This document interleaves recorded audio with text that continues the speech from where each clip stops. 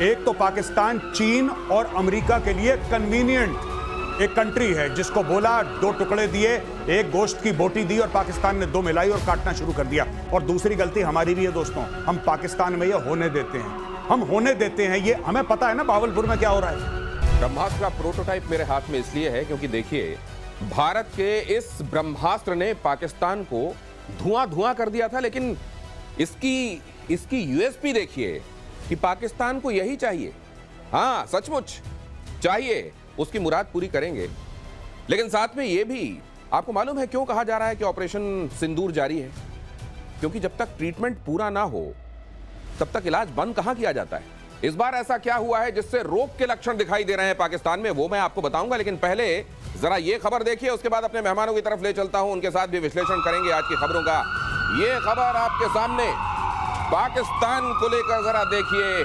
पाकिस्तान के बहावलपुर का आतंकी सेंटर फिर से हुआ एक्टिव। जैश ए मोहम्मद के हेडक्वार्टर में वापस लौटने लगे आतंकी। इसीलिए मैं कह रहा हूं, मर्ज अभी बाकी है। पाकिस्तान की सेना और सरकार की मदद से बन रहा यहां मदरसा सेंटर, टेरा ट्रेनिंग सेंटर और स्विमिंग पूल भी खोल दिया गया है। इतनी बुरी मार पड़ने के बाद भी देखिए, जिसको कहते हैं कि ये नहीं सुधरेंगे।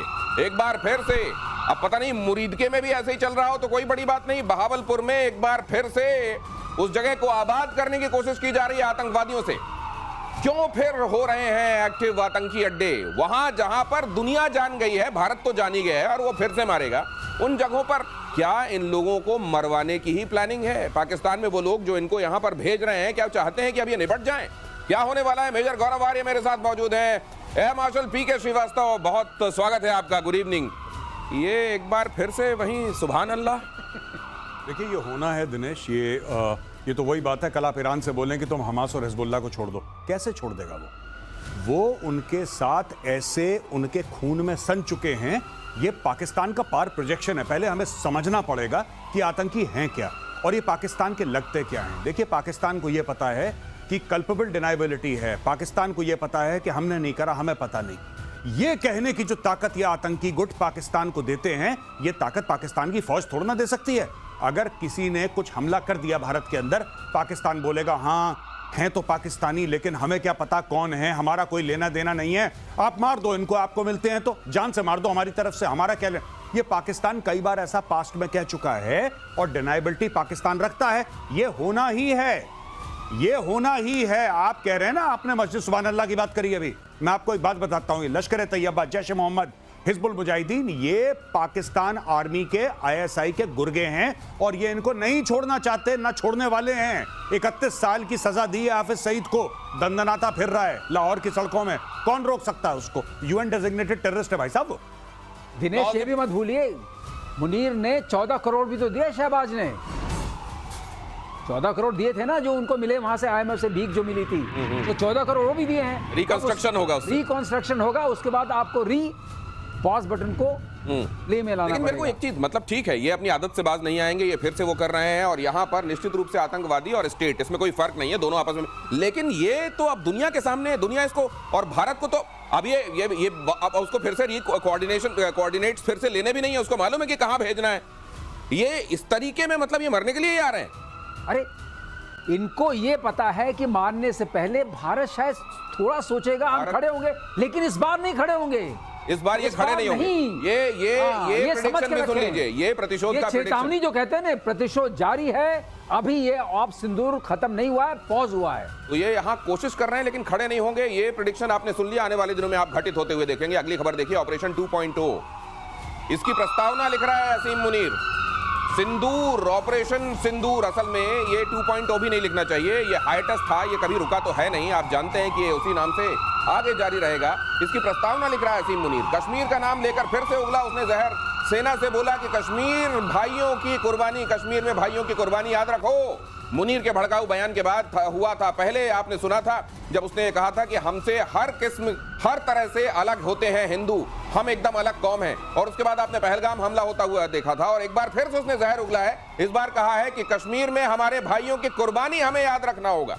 मतलब ये फिर से कोई इंडिकेशन है क्या मेजर गौरव आर्य? नहीं, इंडिकेशन नहीं है। देखिए, जब पहले उसने भड़काऊ बयान दिया था, 2 नेशन थ्योरी, हिंदू मुसलमान अलग हैं, जो भी उसने अपनी थ्योरी दी थी आसिम मुनीर ने, उसके बाद पहलगाम हुआ। अब हमें पता है कि बहावलपुर में क्या हो रहा है, हमें पता है कि आतंकी आ रहे हैं। अब हम किस चीज का वेट कर रहे हैं कि दोबारा कश्मीर में आके लोगों को मारेंगे धर्म पूछ के? क्या इस चीज का इंतजार हो रहा है? हमें पता है कहां पे क्या हो रहा है, मीडिया को पता है, सरकार को भी जाहिर सी बात है पता ही होगा। वहीं पे मारो ब्रह्मोस, वहीं पे खेल खत्म करो। देखो, अगर आपने उनको पहले ठोक दिया, मेरी बात ध्यान से सब लोग सुन लें, अगर इस वक्त आपने मार दिया वहां पे मिसाइल तो आप बच जाएंगे। अगर आप वेट करते रहे कि नहीं पहले वो गुनाह करेगा तब हम उसको सजा देंगे, फिर वो गुनाह करेगा फिर हम सजा देंगे, तो वही चलता रहेगा। उड़ी के बाद सर्जिकल स्ट्राइक होगी, पुलवामा के बाद बालाकोट होगा, पहलगाम के बाद आपका ऑपरेशन सिंदूर होगा, और ये चलता रहेगा। पहले वो करेंगे फिर हम करेंगे, पहले वो फिर वो, और ये कभी ना खत्म होने वाला सिलसिला है। आपको पता है ना जैश ए मोहम्मद के हेडक्वार्टर में लोग आ रहे हैं, आपको पता है ना वहां पे स्विमिंग पूल बन रहा है, आपको पता है ना वहां पे हथियार रखे जा रहे हैं। तो किस चीज का इंतजार है? अभी मारो ब्रह्मोस, उसके अंदर कहानी खत्म करो, वहां पे जड़ से खत्म करो इन लोगों को। अब इंतजार करना बंद करना पड़ेगा, इस बात का समय देना बंद करना पड़ेगा कि वो कोई गड़बड़ी करें और उसके बाद उनको सबक सिखाया जाए। इस बार उनकी गड़बड़ी से पहले उनके साथ गड़बड़ी कर देनी पड़ेगी। तबाही मचाने वाली ब्रह्मोस का फैन हुआ पाकिस्तान, इसीलिए लेकर मैं खड़ा हुआ हूं। जरा खबर बहुत ध्यान से देखिएगा। पाकिस्तान को ब्रह्मोस खरीदने की चाहत, कमाल है, इनको चांद चाहिए। एक वक्त ब्रह्मोस वाली कंपनी से पूछी थी कीमत, पूछा था क्या भारत पाकिस्तान को अपनी ब्रह्मोस मिसाइल बेचेगा? कंपनी ने तंज करते हुए कहा था तुम्हें मुफ्त में दे देंगे। अभी इतनी सारी तो दी हैं, अभी इनको और चाहिए, ब्रह्मोस चाहिए इनको। ये देखिए साहब, ये वाली ब्रह्मोस, मैं तो कह रहा हूं ये जो वाकया है ये कुछ समय पहले का है, और बात बिल्कुल ठीक कही थी जिस भी साइंटिस्ट ने वहां पे कही थी, मिलिट्री ऑफिसर जो भी था उसने बिल्कुल ठीक बात कही थी। ब्रह्मोस ऐसे बिल्कुल, मैं कह रहा हूं ये ब्रह्मोस है, मारो बहावलपुर के अंदर और एक मुरीदके के अंदर, इनका काम तमाम करो। ये लोग ऐसे नहीं रुकने वाले हैं जब तक हम लोग घास कटाई नहीं करते ना। दोस्तों, आपके घर के आगे लॉन होता है, आप घास काटते हो ना, और घास काटते हो, घास की कोई गलती थोड़ी ना होती है, पर लेकिन लॉन अच्छा दिखता है कि नहीं दिखता ये बताओ। अगर लॉन चाहते हो अच्छा दिखे, डाल दो 2-4 मारते रहो अंदर वहीं पे, नहीं, और लगातार सिलसिलेवार मारते रहो। चाहे पाकिस्तान गलती करे ना करे, गलती का इंतजार मत करो, उसको पहले मार दो कि आगे चल के हो सकता है गलती करे। अभी से हिसाब बराबर रखो पाकिस्तान का। दिनेश, हेयर कट चलते रहना चाहिए और ये ब्रह्मोस से मुफ्त में देते रहिए। मना कब किया है? लेते रहो। हम तो मुफ्त में ही दिए थे ना, सारे वाले जो गए थे, इस बार मुफ्त में दे। हेयर कट नहीं, वैसे ये हेयर कट जो आपने कहा या लॉन की जो ये घास जो काटनी है, मैं एक बात आपसे जानना चाहता हूँ, ये क्या है? ये बेशर्मी है, ये तंज है, या ये वाकई चाहत है? ये क्या है ये स्टेटमेंट? नहीं, बेशर्मी है, न तंज है, न चाहत है, ये सिर्फ अपने को कुर्सी में बनाए रखने की आदत है। ओह, क्या बात। अब वो सब कुछ फेल कर गया, उधर से ट्रंप पे भी तमाचा पड़ गया, उसको नोबेल प्राइज दिया, वो भी फेल हो गया। अब समझ में नहीं आ रहा करें क्या। जब कुछ समझ में नहीं आता तो एक चीज समझ में आती है, सारे जनरल्स को आप सबका इतिहास देख लीजिए कि कश्मीर कश्मीर कश्मीर कश्मीर आदत है, और इन्होंने कहा आदत छुड़ाने के लिए पूंछ बार बार काटनी पड़ती है। आप उसको डंडे में डाल देंगे तो सीधी नहीं होगी, तो ये जो है वो पूंछ नहीं सीधी करेगा, ये सीधा पूंछ काटता रहेगा। जब हो गए तब काटो, इसी के अंदर पूंछ डालो, यही करेगा पूंछ। हाँ, ये वाकई, ये शायद इसीलिए इस तरफ से हॉलो बनाया गया है। हॉलो बनाया, इसी में आसिम मुनीर की पूंछ इसके अंदर डालो। ये जो आदत है ना, मुनीर को सब कुछ बिक गया, लुट गया, अब हम करते हैं ये तमाशा। नहीं, वैसे ये असीम मुनीर ने क्या अपना कैलेंडर बना रखा होगा कि पहले मैं स्टेटमेंट दूंगा, ये घटना होगी, उसके बाद हम लोग इतनी मार खाएंगे, पिटाई खाएंगे, उसके बाद फिर मेरे को अगला स्टेटमेंट ये देना है। पहले स्टेटमेंट के बाद जब पाकिस्तान पिटेगा, उसके बाद मुझको फील्ड मार्शल बनना है, और ये वाला जो स्टेटमेंट होगा उसके बाद मैं कहूंगा कि अब मेरे को अब शहबाज की भी जरूरत नहीं है, अब मैं खुद ही काफी हूं। नहीं, मैं प्रेसिडेंट हूं। अब मैं प्रेसिडेंट। जी बिल्कुल। अच्छा, एक और चीज मैं आपको बता दूं, बहुत इंटरेस्टिंग है कि अक्सर लोग पूछते हैं पाकिस्तान ऐसा करता क्यों है। पाकिस्तान के करने के 2 कारण हैं। एक तो पाकिस्तान चीन और अमेरिका के लिए कन्वीनियंट एक कंट्री है, जिसको बोला 2 टुकड़े दिए, एक गोश्त की बोटी दी और पाकिस्तान ने 2 मिलाई और काटना शुरू कर दिया। और दूसरी गलती हमारी भी है दोस्तों, हम पाकिस्तान में ये होने देते हैं, हम होने देते हैं। ये हमें पता है ना बहावलपुर में क्या हो रहा है। अब खबर आ जाएगी मुरीदके में, ब्रेकिंग न्यूज, मुरीदके में आ गया, लश्कर तैयबा के हेडक्वार्टर में ये हो गया, फलाना हो गया, ढिमका हो गया। अरे हो गया तो फिर क्या वेट करेंगे? ये मारो ना वहां पे जाके उनको। जब उनको मार मार के वहां पे आप लाशें बिछा देंगे पाकिस्तानी पंजाब में, तो ये अपने आप शांत हो जाएंगे। इनको रेगुलर काटना पड़ेगा। देखिए, एक बार से नहीं चल रहा कि ऑपरेशन सिंदूर आपने कर दिया। और एक और चीज मैं बताऊं, कभी भी वेट मत करना, कभी भी। ऐसा नहीं कि 15 दिन के बाद हम लोग रिटेलिएशन कर रहे हैं। क्यों 15 दिन? आपके पास ऐसी टेक्नोलॉजी है, बटन दबाया, वहां हर हर महादेव, 15 मिनट के अंदर खेल खत्म होता है भाई। वहां पे क्या है, ये प्रधानमंत्री निवास के सामने मीडिया खड़ा है, ठीक है। हाँ अजीत बताइए, अजीत, हाँ अजीत, हमारे संवाददाता अजीत खड़े हैं, वो बता रहे हैं यहाँ पे रक्षा मंत्री चले गए अंदर। ये मंत्री, भाई साहब ये करने की जरूरत ही नहीं है, क्योंकि जब आप 15 दिन वेट करोगे तो क्या होगा कि दुनिया भर का दबाव आपके ऊपर आएगा। ट्रंप का फोन आ रहा है वहां से यूके में फोन आ रहा है, कोई स्विट्जरलैंड से कॉल कर रहा है, लड़ाई मत करो, लड़ाई मत करो। यही पाकिस्तान चाहता है। आप मार दो उसको, मार दो, बाद में दुनिया को सॉरी बोल देना, गलती से मार दिया यार, क्या दिक्कत है, मार दो एक बार। कर नहीं रहा पुतिन वहां पे, ठोक दो उनको। असल में भारत अपने कंडक्ट को अपने नेचर के, अपने स्वभाव के मुताबिक रख रहा है। जाहिर है वो ऐसा देश रहा है जिसने आक्रांताओं को लेकर भी वैसा सख्त रवैया पहले नहीं अपनाया जैसा उसको अपनाना चाहिए था। लेकिन अब वक्त आ गया है कि हम इतिहास से सीखें और ऐसे पाकिस्तान जैसे धूर्तों को तो वक्त से पहले उनकी दवाई कर दें। पाकिस्तान को एटमी अड्डों पर अटैक का डर है, ये खबर भी देख लीजिए। पाकिस्तान के पूर्व सैन्य अधिकारी का बड़ा दावा, अमेरिका ने ईरान की एटमी साइट्स पर हमला करके न्यू नॉर्मल क्रिएट कर दिया है। उन्होंने कहा कि मोदी का भारत भी नेतन्याहू के नक्शे कदम पर चलते हुए इसे दोहरा सकता है। उन्होंने कहा कि ऐसा होता है तो इसके बहुत बड़े दुष्परिणाम होंगे। पहले भी कुछ दुष्परिणाम हो गए और अब फिर से दुष्परिणाम नहीं कहा दुष्परिणाम होंगे, ये कोई दुष्परिणाम नहीं होने वाले, झूठ बोल रहे हैं। क्या दुष्परिणाम हो गए? आपने घुस के मार दिए उनके 1 दर्जन उनकी एयर स्ट्रिप्स, उनके मिलिट्री एयरपोर्ट से आपने खत्म कर दिया। क्या दुष्परिणाम हो गया? दुष्परिणाम हो जाएगा, ये हो जाएगा। रेड लाइन है, इंडस वाटर ट्रीटी, पानी रोक दिया तो खून बहेगा, हिंदुओं के क्रियाक्रम के लिए लकड़ियां कम पड़, क्या हो गया?